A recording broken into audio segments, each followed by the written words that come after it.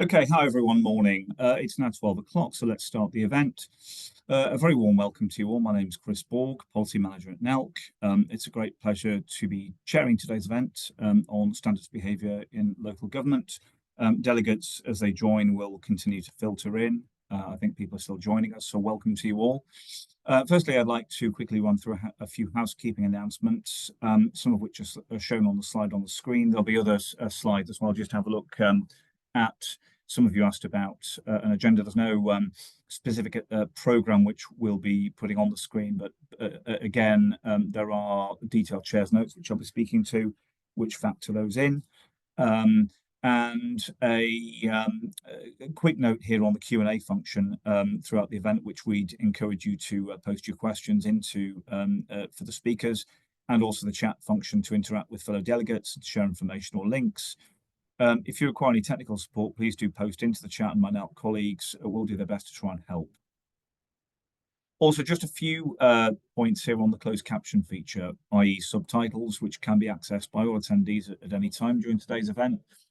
So for desktop or laptop users, please turn on closed captions if you need them by selecting Show Captions. The button will be labelled CC. If the button is not visible, please select the three dots on the bottom right corner of the screen. Then please select Captions, and after that, you'll be prompted to click Show Captions, so please select that feature. Again, you may not need to do this, but this is just if you do. And if you're using a mobile device or tablet, please scroll across the menu on the bottom of your screen and select Captions. You'll then need to select Show Captions on there. Once the captions are on, you can access a live transcription of the event. And if you've selected the closed caption feature, please use the reactions feature, i.e. the next button on the right of the closed caption feature, by ticking the yes button, green emoji with a tick, to show us that the closed captions are working at your end. Okay, that's enough. You'll be relieved to hear on closed captions. If you any technical difficulties at all, post in the chat, please. Between now and 1:15, we'll try and help. After the event, we'll be sending you, hopefully by the end of tomorrow, the chat, the post-event mailing, and any presentation slides we do receive. We haven't received any yet, but we can always do that, and as well as any links our very helpful speakers send us they want to share with you. And we'll be inviting your feedback on today's event again in that mailing, but also, I certainly think by Zoom at the end of this event. Before you leave Zoom, please do try and fill that in. It'll take you about 2 minutes. And it'll pop up on your screens following the end of the webinar. So just to move on through the slides, NELC would like to thank its partners Clear, CCLA and Blashiu Eliminations for their extensive support for today's online event, and indeed all of our online events which we deliver. Okay, next slide please, Liv. So moving on to today's event, thanks for bearing with me during the preamble. Today's event will show us that it's no secret that without robust sanctions, as we all know, local government at every level faces an uphill battle against declining standards of behaviour. Yet it is, as we know, it's a moral imperative to strive to reverse this tide. At today's event, you'll glean insights from three fantastic professionals who work across central and local government on why and how civility and respect can be improved across local government, which is, of course, our area, in the future. Discover why this stubborn battle, and it is a stubborn battle, isn't it, that we've all been fighting for several years, is still worth fighting for. And today, we hope and believe that you'll be able to unlock strategies that your local, i.e. parish or town council, can employ to support national campaigns to enhance behaviours during council meetings. Although, of course, standards, behaviour are wider than that. We understand that. Today, you'll hopefully learn practical measures that local councils can implement to drive positive change. So I'm thrilled today to be joined by a brilliant panel of speakers we're very lucky to have. Councillor Marianne Overton, Chair of the LGA's Civility and Public Life Steering Group, Paul Turner, Vice President at Lawyers and Local Government, and Will Fletcher, the Interim Chief Executive of the Joe Cox Foundation. So now, without further ado, I'm going to hand over to our first speaker, who is Paul from the Lawyers and Local Government Organisation. Over to you, Paul, to do your stint, and good luck. Thanks, Chris. So, as Chris said, I'm Vice President of Lawyers and Local Government, and I'm also Monitoring Officer at Essex County Council. We I'm not principal counsel for parish councils, but I deal with parish councils in previous jobs, and I've also been involved in a lot of parish council matters in other roles.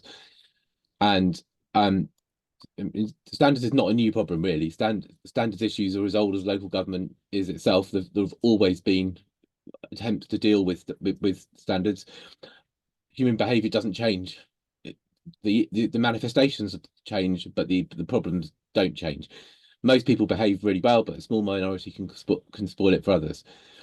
And there is a problem with the existing system, which is that it was made intentionally weak in 2011. The coalition government agreement have just dug it out, said we will abolish the standards board regime. It doesn't say we'll replace it with anything else. It just says we will abolish it. And part of the problem is the government wanted the system to be weak, and when the Committee on Standards in Public Life reported on standards in local government, they made a whole number of recommendations, some of which were to local authorities, some of which were to the LGA, and some of which, but most of which were to the government, and the government largely rejected those recommendations. So one of the most important Nolan principles is leadership, and if you're not getting the leadership from the top, if the leadership is saying that standards perhaps not important, then it makes it very difficult for us as practitioners in the system, and also for councillors to actually to respond with strongly ourselves, because it's almost demoralizing, because you're almost being told it's not important. But I think it's really clear from the current consultation, which closes today, that standards is back. It's kind of fitting today. I think it's coincidence that today is the last day of the consultation. And if you haven't responded to the consultation, I think you absolutely should do that, because it's really, really important. The government feels they want to make local government legal, decent, and fit, so that it doesn't need support from the centre. Well, as a monitoring officer, I kind of think that local government is generally legal, but we'll leave that to one side. But it's going to be really important that the new standards system allows consistency. I don't think we necessarily want the standards board back, but I think a single code and a clear national appeals body will be helpful to make sure that they're being applied in the same way across all local authorities, and deal with the risk, because there is a risk that standards can be weaponized, and the last thing we want is a system that actually is weaponized against councillors. We need something that actually works independently. And we also, one of the good things that came out of the current system is the ability to filter out complaints, and I think that, whereas the standards board was quite rigid about how complaints were dealt with, and I think we definitely don't want to go back to a system where it takes a long time to filter out complaints. We need safeguards, but I think the current system works reasonably well in that respect. Sorry. So in terms of so I don't think it is a losing battle at the moment. I think our standards is on the up, but obviously it's going to be years until the new system is up and running. But I think that the fact that the government is showing this leadership can help us in our own authorities improve those standards and get standards taken more seriously, and start to have those conversations which turn things around if you've got a problem in your authority. And it's I think what's, even locally, things don't always work very well, because I'll be the first to say that not all monitoring officers have the same level of engagement with standards as each other. And so if you have a monitoring officer who's not interested, then that is a problem, because you can't get that engagement. I mean, I would hope that monitoring officers, most monitoring officers are engaged, and if they're not, they'll have to be engaged soon, because literally that's what's going to happen. So what can you do? So the first thing is, remember the Nolan principles of leadership, selflessness, and integrity. So it's really important that everyone plays their part in trying to make standards as good as possible. So it's really important to start well. So after the elections, that training is important, and so everyone regards standards as important, it's really important that everyone models those behaviours, and you don't tolerate poor behaviour. I think you've got to try and nip it in the bud as best you can. And so, as a county council, about 80% of our members are also district councillors, and it's very interesting to see that the standards of behaviour on the district council can be very different to what they are on the county council. And why is that? Is it because of the culture of the organisation? I'm not saying anyone behaves perfectly, but but actually the collective culture that members create is actually really important way of making sure that good standards are maintained. And then a lot of it is psychology. So sometimes, so you behind me you can see some rather beige curtains which are in our council chamber. It's a very beige, somber room. Is there anything in your council chamber which is actually making it harder for people to be nice to one another? Some of our members have got is convinced that one of the district's council chambers is actually makes everyone antagonistic to one another, just the layout of the room. I mean, I know that's a slightly left field thing to say, but maybe that's something you can think about. And then they're also part of your constitution, which is really important. So do you have the standing orders which allow people to be excluded from meeting for bad behaviour? Hopefully you all do, but then you need to use those standing orders, because I know councillors don't necessarily live the dream of standing orders, but actually if you use them properly and you call out behaviour, then that actually can help improve the culture. And then, has your parish got a sensible code of conduct? So the LGA code of conduct, which I think is what the version of that is recommended by NALC, that code of conduct is very, very sensible. And actually if you adopt that, that's very helpful in terms of enforcing it. Some of my colleagues who are responsible for parishes, they say they can't get their parishes to adopt that code of conduct. They just won't do it. Well, you're sort of fighting a losing battle with enforcement. And then work with your principal council in terms of complaints handling. There's lots of things that can be tried under the current system, like ADR and working with the independent person who is there to advise someone who's the subject of a complaint. And if your monitoring officer isn't keen on those things, that's something you can try and work collectively to improve things, so that they are trying to work to resolve complaints, because monitoring officers generally do not enjoy dealing with complaints.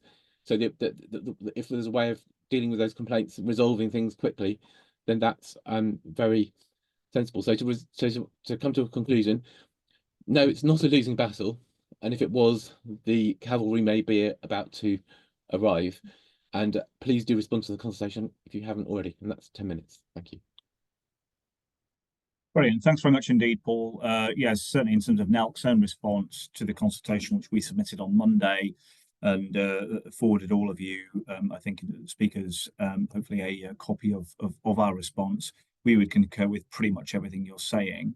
And so, yes, absolutely. It's worth saying, actually, that this, as Deborah, your chief executive at Lloyds and Local Government, knows, we organised this event before the consultation was even launched by 2 or 3 weeks. So actually, I think I'm to blame for that. It was a slightly more despondent sort of title for the event than perhaps it in the end deserved. But there was a sense of optimism, wasn't there, that the current government, the incoming government, was then keen to do something serious about standards and to address those issues that you say, Paul, still need to be corrected. Sorry, even though perhaps there's still a debate as to whether the standards board, in its old form, should be returned or not. But that's brilliant, and again, we'll be feeding in certain points from the NELC response throughout this event for those interested. Now, to introduce Marianne and your 10 minutes, Marianne, I'll give way to you. Hello, thank you very much indeed. Very good to see you. And I thank you for putting this on. This is such an important issue for all of us. So much appreciated. It's well worth our time to think about it. I'd like to support some of the things that Paul Turner was saying, especially the issues about creating a respectful environment. and that I think's absolutely critical. I do feel that once you've had to go down the complaints process through the standards, you're kind of on the back foot, and really that it's going to be really hard to get things back again, because you've then created further antagonism between yourself and the other person. So it's very much about making sure, I think, that you do create that, and that does involve everybody. As we said, from the top to every person. And I think the other thing that we sometimes forget is that we often think that so and so is not behaving very well, and we sit quiet. But actually, for evil to triumph, it only needs good people to stand by. And why would any of us stand by if we see something really bad going on? It should be the whole council should stand up and say, actually, I'm very unhappy with those comments. Can we please, recognise that we're here to serve the public, and they wouldn't want to hear this. So I think really, tackling it right immediately, because the other thing, people do, if people behave badly, it's because we've allowed it often. Not always, but often it's because we've let them do it and think, oh, well, maybe it'll get better. But actually, no, tell any teacher, should they let people off right from the beginning? No, you've got to be really clear right from the outset. If any barriers, if any, if the line is crossed. So I think the other thing to point out is about different ways of dealing with it. So speaking up immediately rather than expecting some convoluted, complicated, perhaps even legal process that months or even years down the line is not the best. It's not the best approach. What I've seen work very effectively is somebody go and talk up to that person after the meeting, saying, actually, that wasn't very good. I think you went over the line there. And very often they'll apologise directly. And I think that's actually the best, because then you got a much better relationship between those people as you go on. So if you can nip it early, I recognise that if you've got an ongoing antagonistic situation, you've probably gone too far. But anything that can be nipped early should be. Support the points about counsellor training right at the outset. And that can be role playing as well, really recognising the situation as it is. The other thing I'd like to pick up is that there are times when people make complaints that are not justified, that are not genuine, and they can be used for political purposes or even personal purposes. And that's why the point of the monitoring officer to have the gravitas and the respect from members to be able to say, actually, that's not really an accurate, a fair complaint is important, because there are people who make an industry out of complaining deliberately, and that is also extremely undermining. So if we want good democracy, we've got to have people treating the whole democratic process with respect. But we also need people not to make complaints, or at least for the monitoring officer to try and bat them off if they do, and they're completely unfounded and made for vexatious or political purposes. We have had incidences where those kind of things have been taken forward, and they've been hugely expensive, both on the council and on the person who's complained about and the complainant personally. So it's actually extremely uncomfortable all round. Also, if somebody does apologise, that too can be used politically. They can put a leaflet out saying, oh, so-and-so was forced to apologise for bad behaviour, and then that obviously discourages people from apologising. And that's what they need to do to correct the situation. So again, I think some kind of agreement that this is a process that you're going through. And I know I like mediation. I think it's a great thing.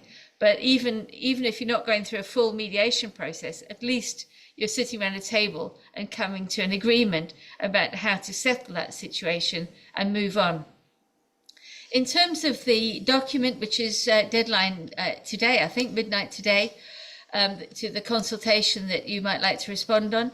That was one of the reasons why I felt quite uncomfortable with having more serious sanctions is because it's really hard to make sure that that is a fair process, and that's why I think, you know, I'm actually personally not in favour, but I don't think I'm in the majority on that one. So it's really important to make sure that we, you know, we try to get this process as fair as possible. And I would not actually go for the bigger sanctions when you're talking about somebody being rude about somebody else. You know, we're not talking about criminal action, because there are the criminal courts for that. And this is, you know, we're talking about really minor things. The other point I think is about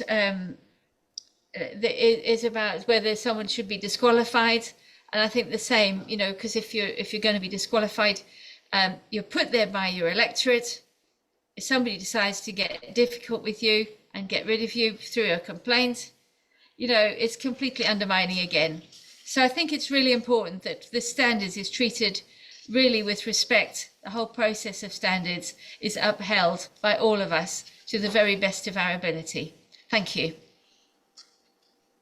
I've not got a clock. I hope that was 10 minutes. Listen, I have got a clock, and I wasn't counting to the second, Marianne, so don't worry about that. That was brilliant. Thank you so much. And yes, we do realise from this end that, you know, local government stakeholders aren't going to completely agree on every nuance and every detail of their responses that were submitted.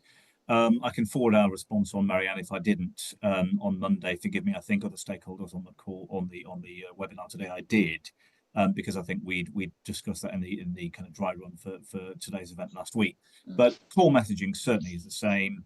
You know, that we'll all be responding back on, and yeah. I again, after Will's spoken, I think I will feed in our main 2 or 3 points from our response. But now to introduce Will, we do have, just it's worth saying, 10 to 12 minutes extra time. So if you wanted to slightly go beyond your 10 minutes, well, we could. But otherwise, we're just going to farm the extra time back into Q&A at the towards the second half of the event.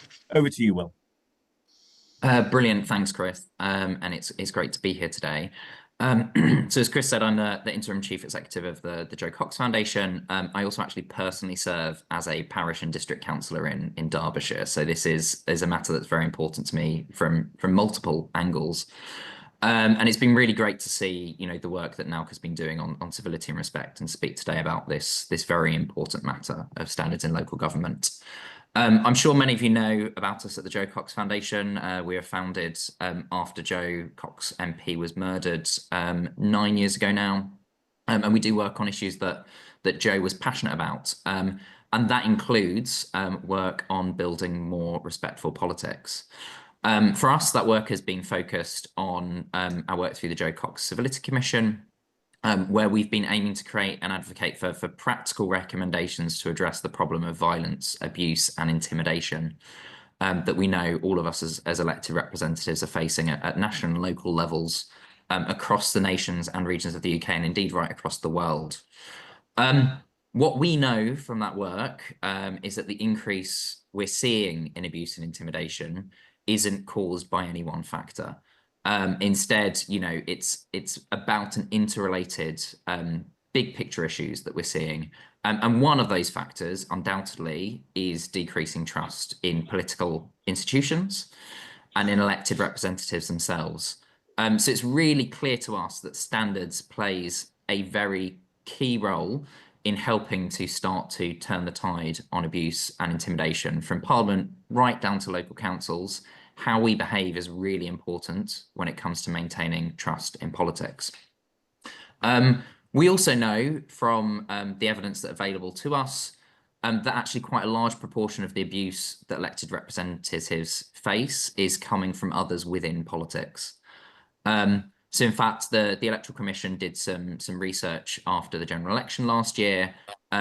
They found that during that, 27% of those who faced abuse faced it from campaigners or volunteers from any party, and 11% of those who faced abuse actually faced it from other candidates.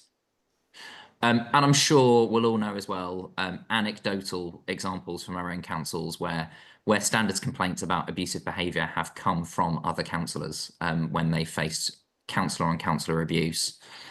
So improving standards can play a really important role, both in directly impacting one of the sources of abuse, but also indirectly impacting the general level of abuse that we all face by playing a role in restoring trust in local government and local councillors. In terms of the work we've done through the Civility Commission, there are some relevant recommendations we made around standards. We created those recommendations by working with a range of stakeholders and created 28 recommendations across a whole different range of topics. I've picked out just 3 of those key recommendations that related to standards. The first is one that both speakers have already touched upon, which is that elected representatives, and especially those in leadership roles, we should be modelling good behaviour ourselves. You know, this work really starts with us. Similarly, councils should be passing motions to affirm the principles to address abuse and model good behaviour. And certainly, you know, NALC has the Civility and Respect Pledge, and I know the LGA for, you know, for those who are district and county and other forms of councils, you know, have model pledges as well that we can take. And we've also got a range of recommendations for political parties, because, you know, tackling standards in local government isn't just down to us as councils. You know, it also comes down to political parties consistently enforcing their own codes of conduct and making sure that they're providing the training and support that's needed for candidates. When it comes to improving standards, we similarly have absolutely welcomed the government's commitment and the consultation. It's long overdue that we take a look at standards in local government, and as I said, it's one piece in the puzzle for tackling abuse and intimidation within politics. We also submitted our response on Monday. It seems that Monday was the day for submitting responses to the consultation. I'm not going to get into the nitty gritty of what we've done. It's actually broadly in line with NALC's response. So Chris will share his top lines from NALC. So I'd like to touch a bit more on the broader picture. Clearly, you know, how standards functions is important, you know, and ensuring that we get the right balance of sanctions is really important. But as the other speakers have already mentioned as well, we also need a broader shift towards civility in politics. You know, the ultimate solution to standards in local government is not about policing behaviour, but ensuring that poor behaviour doesn't exist in the first place. So I would like to kind of reiterate, especially, you know, as we're here at a NALC webinar, it's absolutely worth taking a look at NALC's Civility and Respect Pledge and the work that NALC have been doing on that. Their recommendations around having training programs for councillors and staff is really important. Having good governance arrangements in place, seeking professional help at the early stages if issues arise, so we can nip them in the bud. As Marianne's just touched upon, you know, committing to calling out bullying and harassment if and when it happens. And I think, you know, from my own experience as a parish councillor as well, I think it's really important for us to make sure that our chairs, you know, have had proper training so that they can respond to things as they are happening from the chair, because that's a really powerful message that sends to everyone within that council when the chair responds and calls out language that's inappropriate from the outset. And also, you know, as for us as councils to make a commitment to learning from best practices in the sector, as indeed everyone's doing today, you know, and thinking about how we can really be role model councils. As I was taking a look at those things that within the NALC Civility and Respect Pledge, I was reflecting my own parish council that I sit upon in Derbyshire. I'll be honest, we've passed a motion affirming the NALC Civility and Respect Pledge. There are many things there that we've not done that are actually within that pledge. So I think it's also about all of us as councils doing the work, making sure that we don't take this as a tick box exercise. We don't just pass a motion and go, good job, standards done, aren't we great? We have to do that work on an ongoing basis, including as and when new councillors come onto the council, to make sure that we really embed that culture of civility and respect. I just wanted to then kind of to conclude, touch a bit on why this work is really important to us as an organisation. We work on issues of respectful politics at the Jo Cox Foundation, not because of the way Jo died, because of the values that she lived throughout her life. She believed really passionately in robust debate and a thriving and diverse democracy. And it's really clear to us that having good standards is one of the keys to ensuring that everyone can participate in their local democracy and get involved in what's going on. As I said, we've made 28 recommendations about tackling abuse and intimidation of elected representatives. We're really clear as well, though, that those are only a starting point and a part of the solution to the problem of abuse, just as the conversations we're having today will be a starting point and a part of the solution to improving standards in local government. I can't reiterate enough, that what's really important is for us all to be part of a broader cultural change in politics, where we have better standards, we have better trust in our democratic institutions, and where we believe, we would then see less abuse across the spectrum and no longer see it being normalised within our democracy. Our long-term vision as an organisation is building that political culture in which diversity is celebrated and robust debate brings us closer to the spirit of Jo's famous words from her maiden speech, when she said, "We are far more united and have far more in common than that which divides us." If we can take that ethos and we can embed it within the culture of our councils, then I don't doubt that we absolutely will see improvements in standards, and we'll have to spend less time talking about the regimes that we need to police standards and more time seeing good standards in the first place. Thank you very much. Fantastic. Thanks very much indeed, Will. Wise words indeed. And I'm sure, if we could all implement everything in our own responses, and indeed Jo's very wise and sage words from her maiden speech, then, standards writ large across local government, wouldn't they? At every tier of local government would be far better, and we'd all live, easier, less stressful lives, within the local government sector. I think that's fair to say on the councillor and officer side. So concur with everything you've said, Will. And again, thanks to Marianne and Paul for their brilliant contributions too. Just to, I think, relay, another member of NALC staff has posted the link in the chat to our own response, I believe, and also to the NALC Civility and Respect Pledge, which is on the new website. I'm only going to relay two of the NALC main messages, I think, from the response we submitted on Monday. One was that, and again, we come back to the Committee on Standards in Public Life 2019 report. The previous government, I think, did well. I think, to me, privately, it's not really private, is it? It appeared to be paying lip service in response to that, and nothing was actually meaningfully implemented. So we want all of those recommendations from the Ethical Standards Report for COSAPL implemented in full. That's been our main standards position for the last 5.5 years. And we are, strongly supporting most, if not all, of the government's proposed changes and recommendations.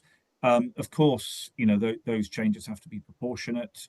Marianne is exactly right that one of the main messages I mentioned to Paul last week we'd taken back from the Standards Board was that on an arguably party political basis, we had heard towards the fag end, forgive my French, of the one of the previous government's terms, that a lot of slightly specious and slightly weak complaints were going to the Standards Board, and it was investigating personal dislikes and things like that towards the end of its life, which obviously, Marianne's right about. People do need to have an adequate filter for such things, but it tended to be on a party political premise we were picking up.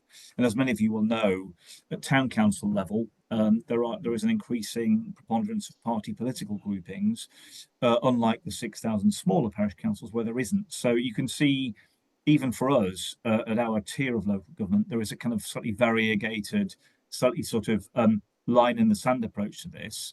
But principles, as with the civility and respect work we do, all remain as our support for the Nolan principles, which we don't think should change. We would concur with Paul. on. So I think those are the two main points we reported back on in our response. There are others, but if people want to read the detail, please do. It's something like a 17-pager. It's slightly biblical, our response, but it's a serious issue, as you said, Paul. So we needed to give it chapter and verse. Okay, so now that we've completed the all of our positions on the response and on kind of speakers, it's now time to take Q&A. In the Q&A box, please, as my colleague requested in the chat, to our panelists, and please do continue to put your questions in there, and we'll try to get through as many as possible. The general way this works is that I tend to take questions in rounds. I can already see that some of you have posted up to 10 questions in there. So it tends to be the most upvoted, or the questions with the most thumbs up that I can see that get asked. We're not going to get through them all. And can you avoid statements, please, and grandstanding, and please just ask specific questions to the speakers, and then it's easier for me to kind of do a round robin and chair them. Okay, let's have a look. There's one there that's got two upvoted. Well, and I think it's a question from Hugh Roberts. Will, I'll ask this one of you first. If, as one of the speakers said, monitoring officers don't like dealing with complaints, and some may not engage with standards much, should the process be changed so that the responsibility is given to another, i.e. third party, role or body? Hopefully the question is clear enough, Will, but do you want to have a stab at responding to that one? I will have a stab. It's one of those where as an organization we don't have a particular view. In our consultation response, we've not got too much into the nitty-gritty of precisely how standards regimes should operate. But I think the key thing I would say is look, we are having a consultation. The government is looking at things, and the government will determine what that regime should look like. Clearly, as with any public policy change, it will also be important for the government to make sure that what comes out of that process is properly implemented, and ensuring that proper support is provided for monitoring officers or whoever is put in charge of ensuring that standards issues are dealt with is something that we will push for, because otherwise it won't be a meaningful update to our standards regime. Completely concur. No, brilliant. Thanks very much indeed. Paul, this is probably most directly relevant to you as a monitoring officer. Any views on Hugh's question there? Yeah, so I think firstly we did try that briefly with the standards board when it first came in. They were the national body that dealt with all complaints and investigated them all. It was completely overwhelmed, and I think what the point I was making about monitoring officers don't like to deal with complaints, there were two parts to it. One is that monitoring officers would rather resolve complaints rather than investigate them, which I think that is a very important point. And the second thing is that not all monitoring officers are necessarily very engaged with their role, but there is no there was an increasing trend a few years ago to appoint non-legally qualified monitoring officers, and it's, if you don't have that background or that engagement or interest, that and almost some councils seem to do it as a sort of deliberate act, then that can be a problem. And I think lawyers in local government would very much support the introduction of a requirement for some kind of qualification for monitoring officers, whatever form that might take. I mean, it could be a legal qualification, and I think that monitoring officers will become more engaged in it, because they'll have to be, because as I said in my talks, standards is back. So I think we will see that engagement anyway, because it's just moving up the agenda as it should. Thank you. Brilliant. Thanks very much indeed. And Marianne, did you have any views regarding this monitoring officer aspect that Hugh raises in his question? Yes, thank you. Yeah, I also attended the Civility and Public Live discussion recently, and one of the things we were thinking about to strengthen the monitoring officer's position, or rather strengthen the role, the job that they're doing, is to strengthen the role of the independent person, so that one or two independent people are appointed, and that they only take it forward when it's been discussed and if it's unanimously agreed. And I think that might be a way forward to involve more of, and also to work hard to get really good independent people there as well, so that they're not, so that they can able to support the process significantly. Brilliant. Thanks very much indeed, Marianne. Okay. Yes, I think the role of a monitoring officer is something which people have slightly nuanced, slightly different views about within our sector, but also for different reasons. And all of you, in your excellent answers to those questions there, have covered those angles. Look, let's have a look and see what are the questions we've got on how many upvoted votes they've got. Reading down here, I'll rotate the order in which people answer the questions as well, if that's okay. Right, let's have a look in the list here. Right. Okay, so we've got a question from somebody at Dartmouth Town Council here, down in Devon. Marianne, if I ask this one of you first, if that's okay. So this questioner asks, can I ask what happens when a councillor has been found to have broken the code of conduct and sanctions have been put in place via a district council to attend training and apologies, but the councillor has refused to do either? So I'm guessing that's been triggered perhaps by one of the consultation questions in the MHCLG consultation. Any views on that, Marianne? Any headline? Yes, yes. I mean, I think the obvious one, which I'll just do first and then come to another solution. The obvious one is that one of the things that's on the consultation is whether there should be a requirement for the person to cooperate. But my only difficulty with that is that we do in this country have a right to remain silent. So what if a person, takes that? And so I think that's actually quite, although I can see the sense in it, really, if somebody's in that situation, there's something, it does need proper discussion. I do think that I've seen in my council, for example, having to go and sit for an hour with the monitoring officer who's quite accusatory sometimes, it makes you feel really bad if you've perhaps done, half done something. It's not that it has no teeth. You might think it stands to teeth, but it doesn't. Having to go in front of the monitoring officer and answer to your faults for perhaps is quite actually something that's applied, and I think that can be quite effective. And then of course we also have the standards committees. And again, one of the proposals is that each council has a standards committee whose job is to maintain high standards in the council.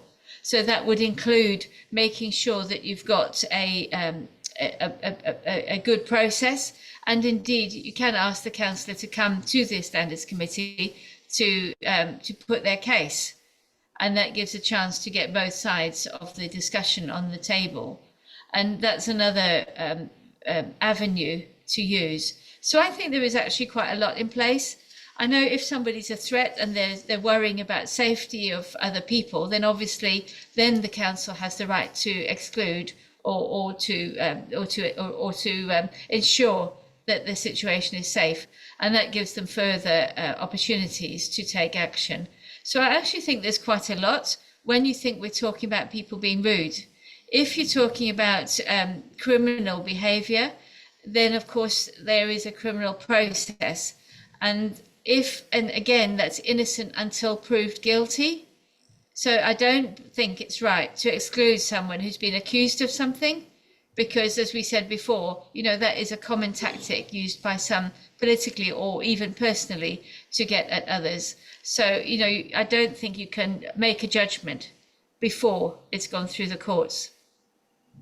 Yeah, I mean, I'll be so bold as to say, Marianne, I think, our experience about the party political angle, over the years, there's been an increasing preponderance since '92 when Aston University did a seminal kind of study into this, but it's gone up, party political kind of representation on town councils by 50% in the last 30 odd years since the Aston report was, study was completed.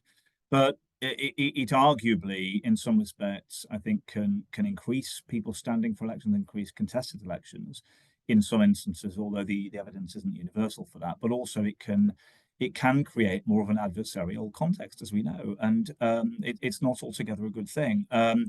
But it's not necessary to say that we don't have standards issues at small or medium council level within the parish sector, because that manifestly isn't true.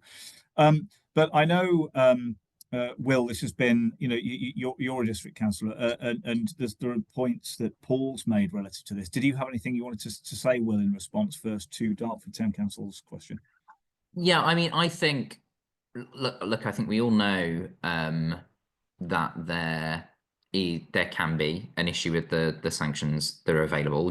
I hear in my local community, I hear people saying to me when they want to put in a complaint, why bother? Because there's not a lot the council can do.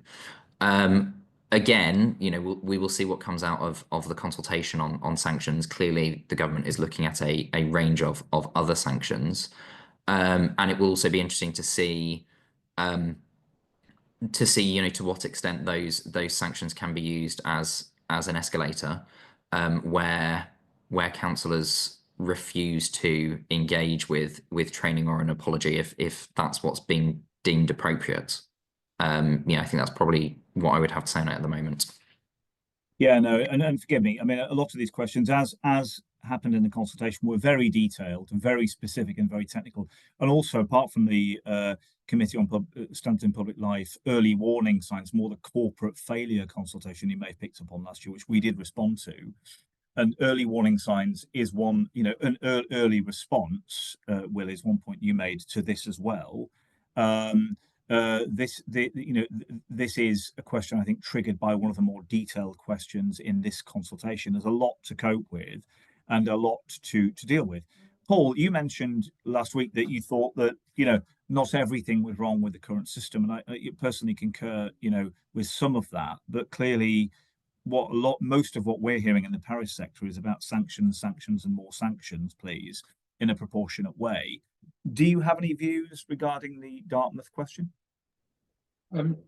Yeah, so clearly this highlights one of the big problems with the current system. I'm certainly not saying the current system is very good. I'm just saying that it's not entirely useless, and this highlights the problem, which is that if somebody digs their heels in, has been given a sanction, and refuses to comply with it, then there's very little that can be done. I mean, if you have the LGA model code that does require you to undertake training as required by the council, but you're just in an endless loop of standards investigations, and if they just fail to comply with that, the sanction imposed then you struggle to get anywhere. Things will change because the government has made it pretty clear that they do intend to introduce proper sanctions, which is what the Committee on Standards in Public Life did ask them to introduce some years ago. So the government, there will be some sanctions, I'm sure,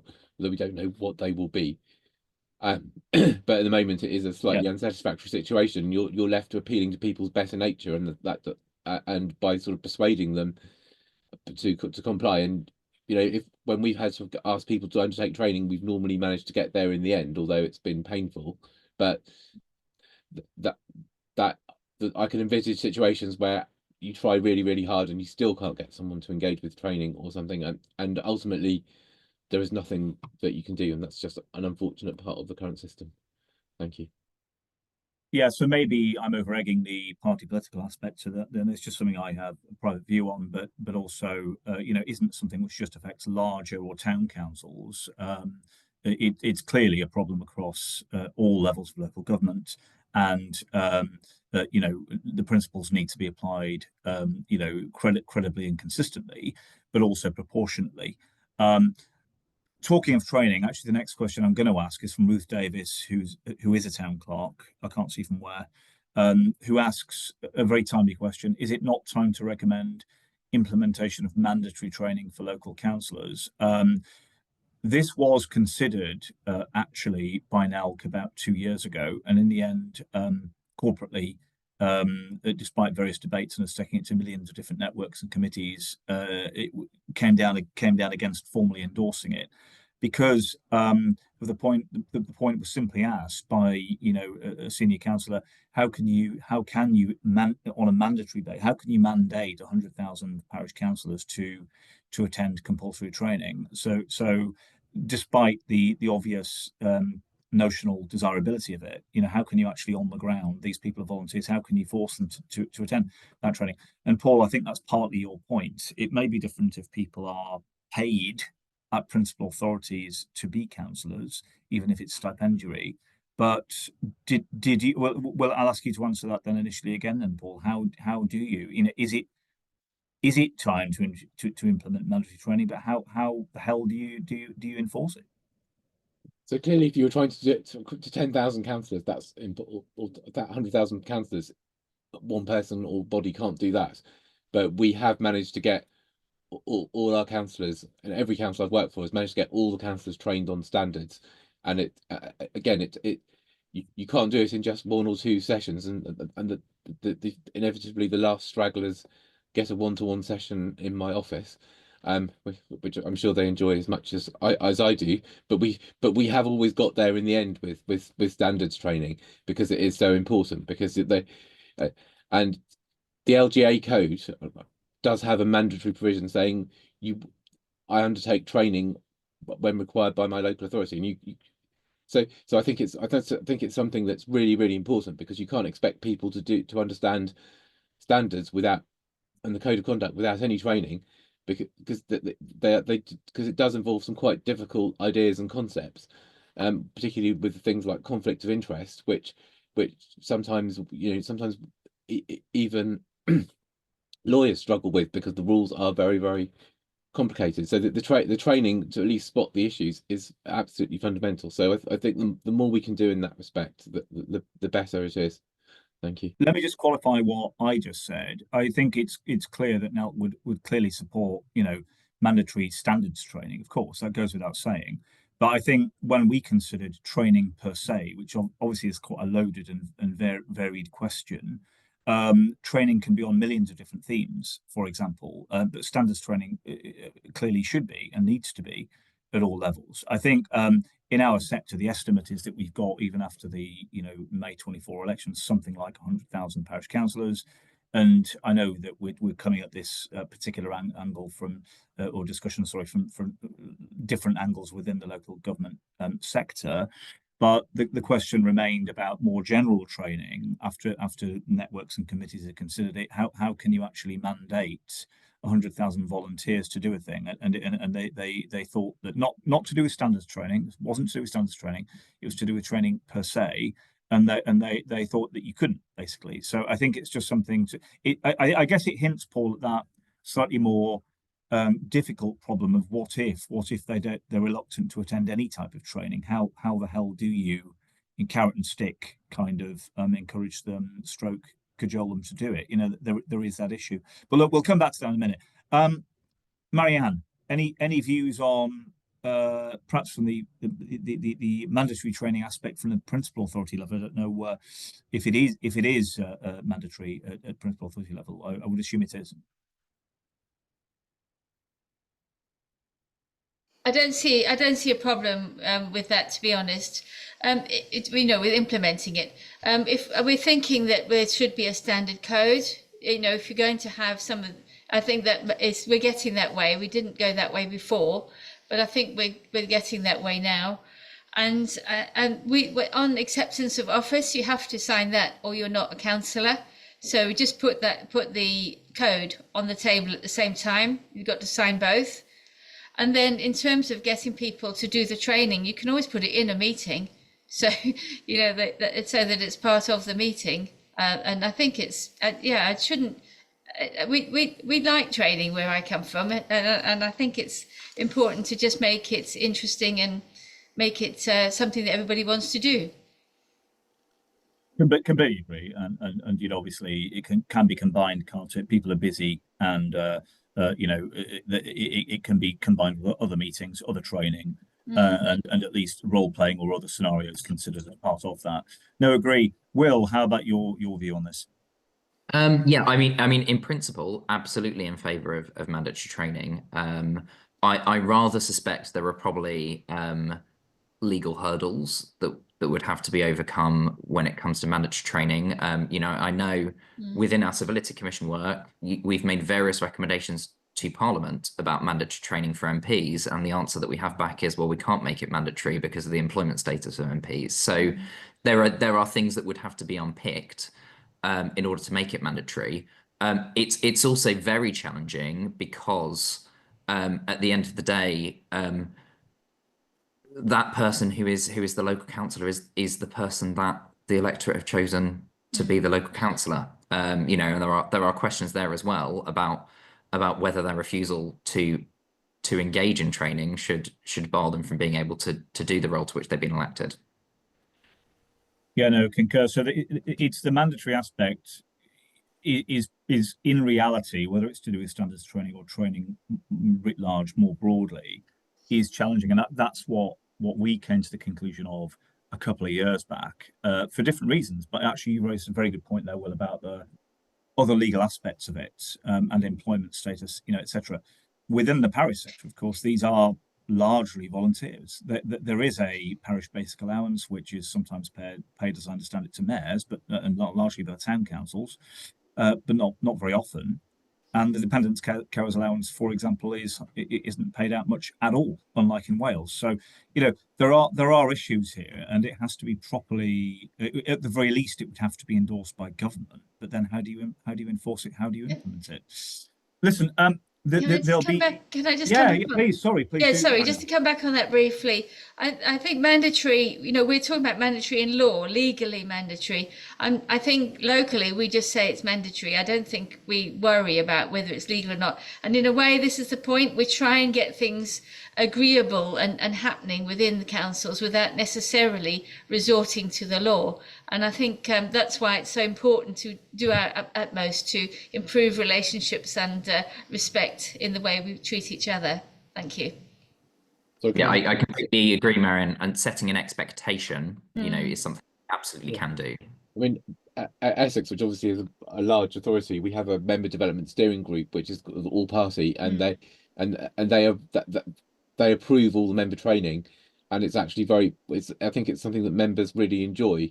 What we put on, and we record all the sessions, so you don't have to make a particular time commitment. You can watch it on catch up, as it were, and so it's if you've got the culture, you can get all this stuff done. I mean, I think you could put in the code of conduct that the council could designate any particular training as mandatory if you wanted to. I don't think there'll be any particular legal difficulty with that. It's just whether you would want to, because I've always shied away from doing that because it's actually quite hard to get. It's easy to get 80% of the councillors to do some training. It's harder to get 100%, and the law of diminishing returns applies, I think. Thank you.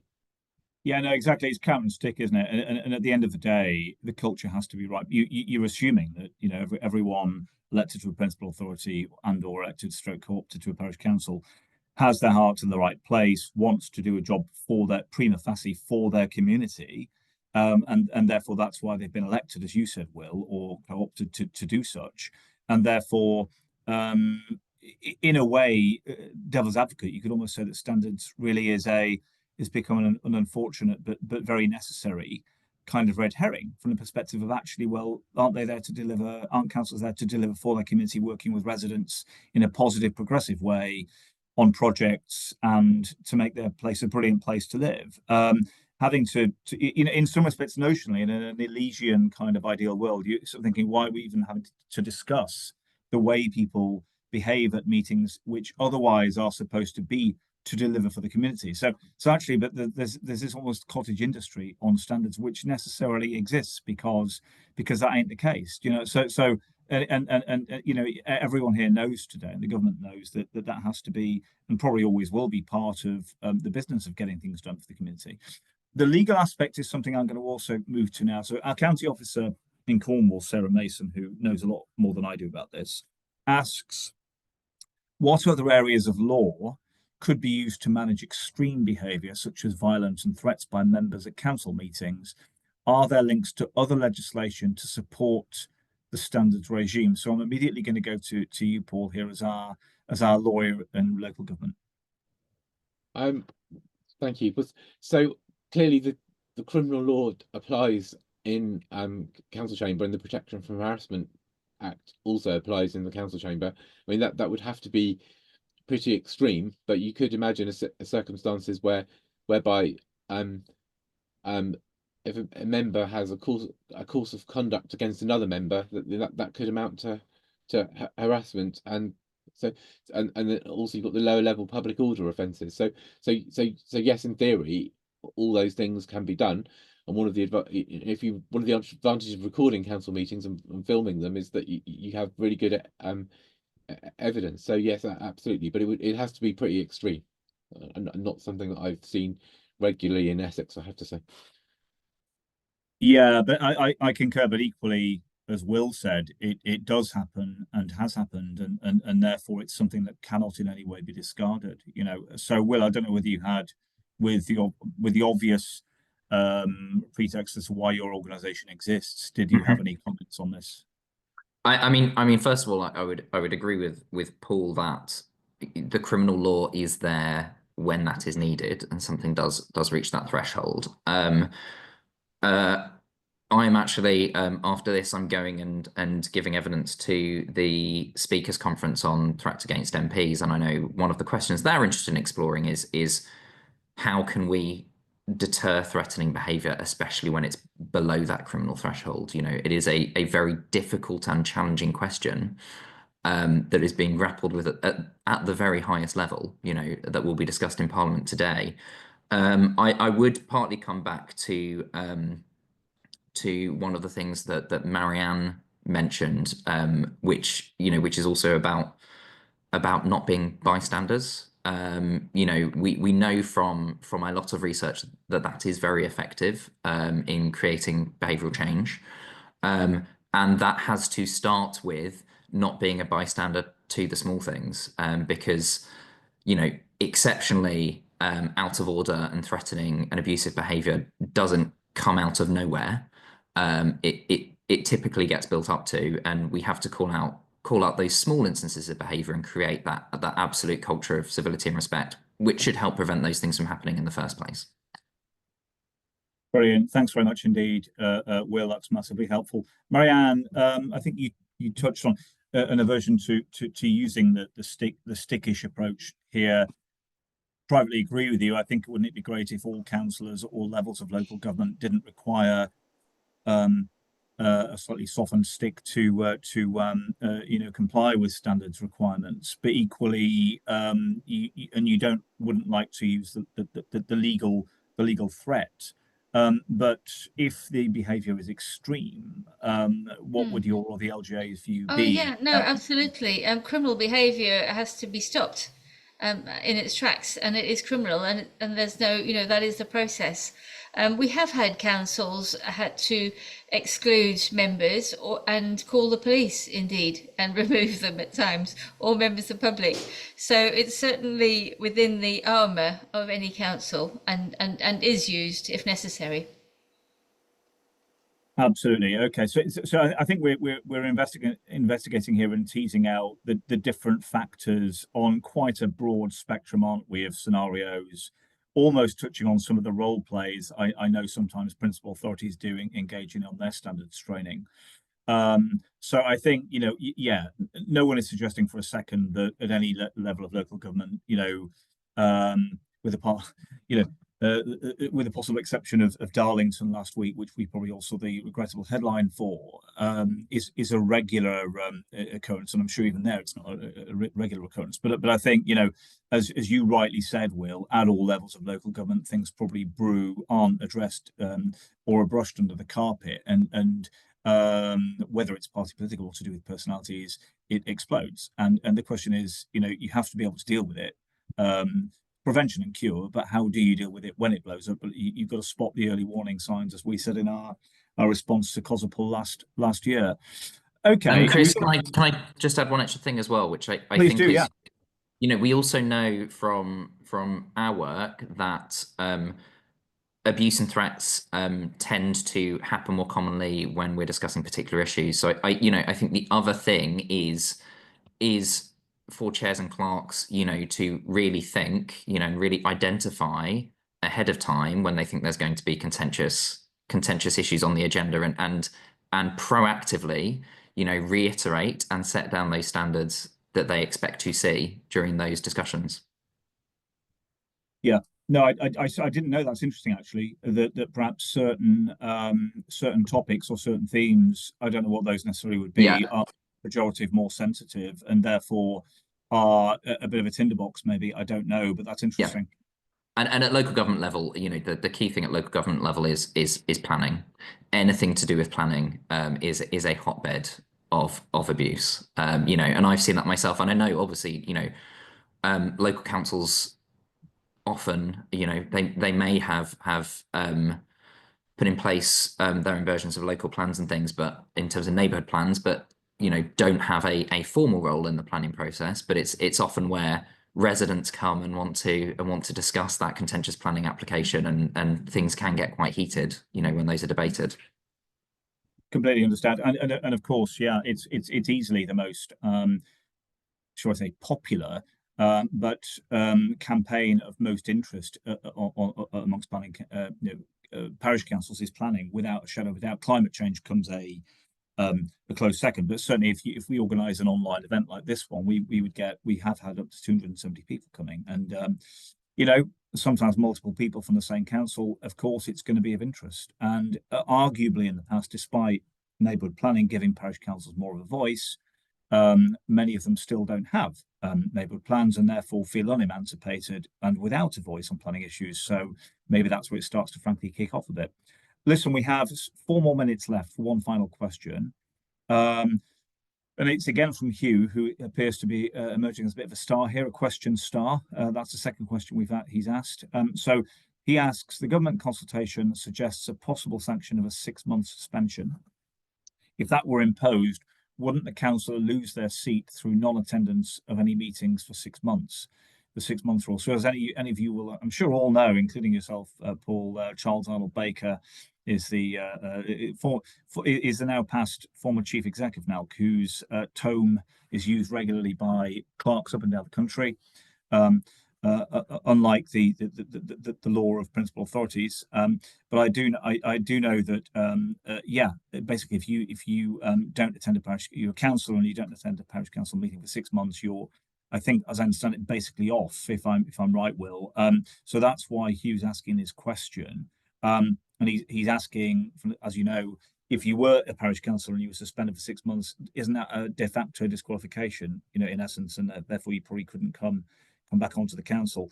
Paul, I'll ask you as the lawyer, but I wouldn't expect you to necessarily know. You probably don't know more than me actually about the parish council law, but would that be the case? Well, so none of this is going to happen without primary legislation. If you don't do it, this will have to be factored in as part of the primary legislation. As you say, there'd be no point in allowing people to suspend for 6 months if that amounted to disqualification. So we'll have to see what's in the bill. But I would be amazed if it didn't cover this point. We did have this point in the 2000 Act, and I can't remember how it was dealt with, but I certainly worked for a council where a councillor was suspended for a year, and they didn't lose their seats because of the but they came back after the year was up. So it will be dealt with. It's a good point to raise, but it's one that will be dealt with in legislation.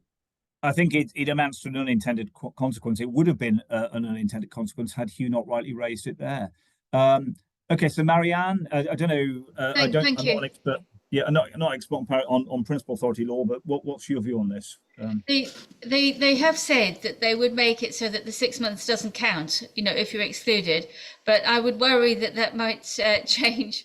The other thing is that the meetings are not every day. So you could have 3 months between meetings in any case. So you could easily fall off if you're not back in time. You haven't got a meeting in the near, coming up. So, and I think 6 months is too long. It's a very long time for being rude to somebody. So I'd really worry about that as well. And I think the other thing I wanted to say is in the standards committees, we're quite concerned about making sure that we've got a fair process for assessing somebody, because again, if you've got a political complaint in a political world and the standards committee is politically charged and with a majority that's on a different opposite party to the one being accused. And you can see it's a very difficult situation. So this is why I think the external consideration shouldn't be discarded. It's actually probably a good thing if you're going to do anything severe.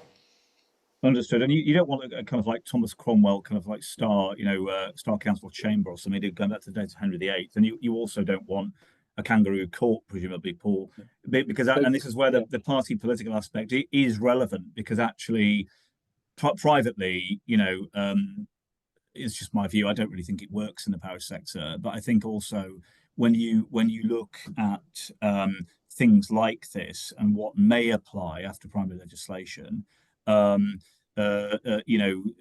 it's another reason why, despite us asking parish councils to put party politics aside at the council chamber door, which many do, you can't rule it out. Although the fact is that Sarah from Cornwall has said that the background narrative said it would not qualify as absent of the 6-month rule. Will, as a final comment from... Sorry, Paul, go on, yeah, go on. So it's not just about, the code of conduct is not just about rudeness. I mean, rudeness is one part of it, but there's lots of other types of behaviour which are quite difficult, which fall short of criminal, that are only dealable with under the code of conduct. And so there's things like abuse of resources of the authority and abuse of position, which are quite serious things, and potentially the DPI regime could be brought into the code of conduct like it was before, because at the moment the DPIs, no one understands DPIs, and it's very difficult to get the police to take an interest in it. So it's not just so I don't think anyone's going to be suspended for 6 months for being rude, or not on the first, certainly not on the first occasion. I think that's but there are lots of other things where suspension might be appropriate. And there is clearly a significant risk of the process being applied in a political way if it's not set up correctly. And I think that's why we really need the role of the independent persons. And our independent persons, and the ones I've worked with other authorities, are incredibly robust people who take their job very seriously, and then with a right of appeal built into the process, it seems to me that it can work really effectively. And I have experience of those sanctions working really effectively, being imposed by the Standards Committee, and then being subject to an appeal, and the appeal is to an independent body. And so if the council were to apply things in a political way, then it will get very short shrift from the independent tribunal on appeal. So is it possible to design all these things in a fair way that does work effectively? I think.